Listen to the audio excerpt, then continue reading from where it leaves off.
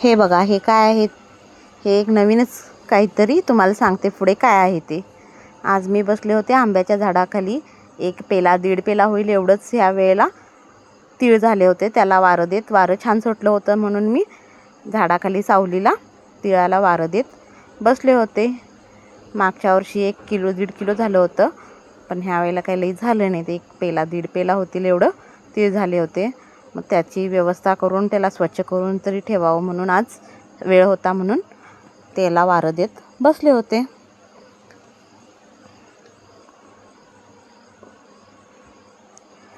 शेतातील आलेलं धान्य, हे धान्य म्हणा किंवा काहीही आलं असेल त्याला व्यवस्थित वारं वगैरे देऊन ऊन देऊन ठेवावं लागतं. हा बा, तोपर्यंत पार्श्व आला गडाकी आणि बुट्टी घेऊन. तो म्हणाला, आज मम्मा आंब पाडायला आल्या तर आपण जरा आंब काढून घेऊया. म्हणून तो गडाकी आणि टप घेऊन आला होता. बघा कसा तो पटापट झाडावर चढत आहे.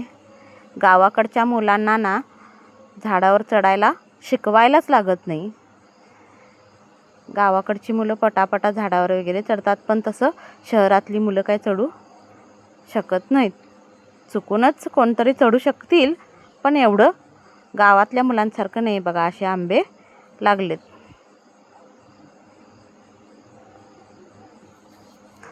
वातावरणाचं जरा ढगाळ झालं होतं.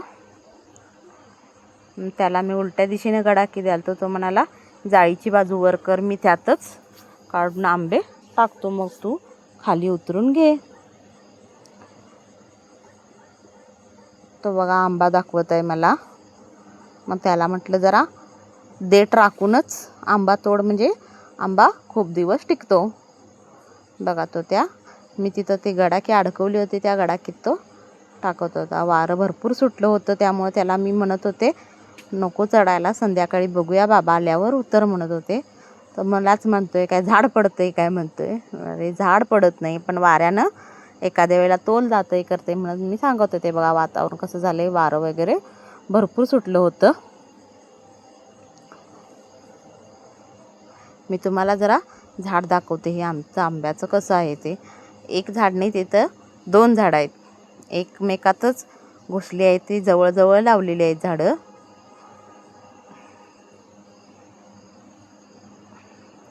ही झाडं माझ्या लग्नाच्या आधीपासूनची झाडं आहेत. ही जवळजवळ ह्या झाडांना झालं असेल आता मला वाटतं 16 तिथं 17 वर्षाची झाडं आहेत. पण वानरांच्या वणव्यामुळं माकडं काहीच राखत नाहीत. एकही आंबा आम्हाला गेल्या वर्षी मिळाला नव्हता. माकडं म्हणा, माणसं म्हणा, बारकी पोरं म्हणा, चढून झाडावरून काढून घेऊन जातात. असं त्यानं गडाकीत मला आंबं काढून दिलं. हा बघा, हा एक कसला रंगीबेरंगी किडा नवीनच मला दिसला, म्हणून तुम्हाला दाखवावं म्हणून त्याचं थोडं शूट घेतलं. कसला वेगळाच होता, असा पोपटी कलरवर, पण शायनिंग मात्र भरपूर होती त्याला.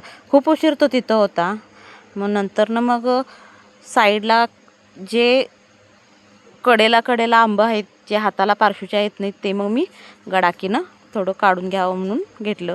1-2 डझन होतील एवढं आंबं पारशूनं काढलं, पण मुंग्या भरपूर होत्या त्यामुळं त्यानं बंद केलं. मग बघा, इथं जरासं मोहरी आली होती शेतातलं, मग ते धुवून मी वाळत घातले होते. पण त्यात असं काहीतरी तणकाटाचं बी किंवा काही कशाचं तरी बी मिक्स झालं आहे. मग ते मी बघत होते. पारशू मला म्हणत होता दगडं आहेत, पण ती दगडं नव्हती, खडं नव्हती, तो दगडं म्हणत होता. पण ते काहीतरी कशाचं तर बीच आहे, ते आता नीट करून घालायला पाहिजे. मग संध्याकाळी जरा पारशूला बरं वाटत नव्हतं, मग आम्ही काढणार होतो आंबं. मग तो म्हणाला, मला झाडापर्यंत तरी यायचं आहे, पण मला तू आता उचलूनच न्यायचं. म्हणून त्याला उचलून मी घेऊन येत होते. त्याला चालायचं नको झालं होतं. मग पारशूच्या बाबांनी थोडं दुपारी पारशूने पावडर टाकली होती, त्यामुळे मुंग्या कमी झाल्या होत्या असं वाटलं, पण ते काय कमी झाल्या नव्हत्या. संध्याकाळी बघा वातावरण असं किती छान झालं होतं. मग त्यांनी बघा हा परत आणि उभारला बघत. मग त्यांनी थोडं आंबे काढले. हा गणू ते त्याच्या चिंगीला काहीतरी बरं वाटत नव्हतं, त्यामुळे त्याने डॉक्टरला फोन केलं होतं. डॉक्टरांची वाट पाहत तो बसला होता तिथे. मग त्यांनी थोडं काढून आंबे दिला. ह्याचं परत चालू झालं बघा, परत आणि हा झाडावर चढला. हा बघा, हा आंबा म्हणून ह्याला जन्माला यायचं नव्हतं वाटतं. हा नारळासारखाच दिसत होता छोट्या, पण त्याला आंबा म्हणून तो जन्माला आला. आंबा पाडाला आला कसं ओळखायचं, त्याच्यावर बघा असं पांढरं पांढरं पावडर आल्यासारखं झालं आहे, त्यावेळी ओळखायचं की आंबा पाडाला आला आहे. हा बघा पारशू तिथं टीवर बसून सांगत होता बाबांना.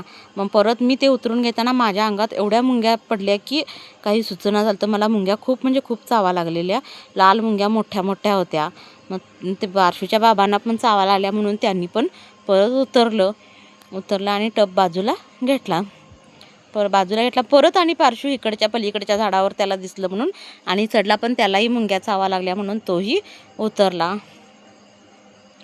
बघा त्या टपाच्या कडेला मुंग्या बघा केवढ्या मोठ्या मोठ्या आहेत त्या मुंग्या, लाल मुंग्या खूप चावा लागल्या होत्या बघा त्या. आणि तसल्या मुंग्या माझ्या अंगावर पडल्या होत्या, खूप मला त्रास झाला.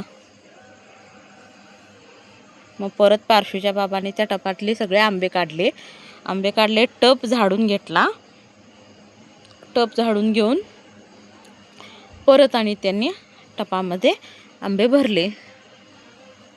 माझे व्हिडिओ जर आवडत असतील तर मला फॉलो करायला विसरू नका. आपले फॉलोअर्स अजून खूप वाढायचे आहेत. बघा तो एक वेगळाच आंबा, अजूनही त्या सगळ्या आंब्यात तो वेगळा आंबा दिसत आहे. त्यांनी सगळं आंबं परत भरून घेतला आणि आम्ही परत मग घरी यायला निघालो. चला तर मग भेटू आपल्या नेक्स्ट ब्लॉगमध्ये. तोपर्यंत बाय बाय.